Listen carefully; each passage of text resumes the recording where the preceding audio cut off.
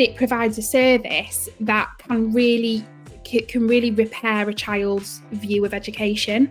And I think that where children will see education as a classroom in a school with lots of people, with a teacher sat at the front with tasks set, homework set, and that can feel quite overwhelming. I think what EDClass does as an online provider, it helps children get successes, and it helps children recognise the power of education and that they can learn in a different way.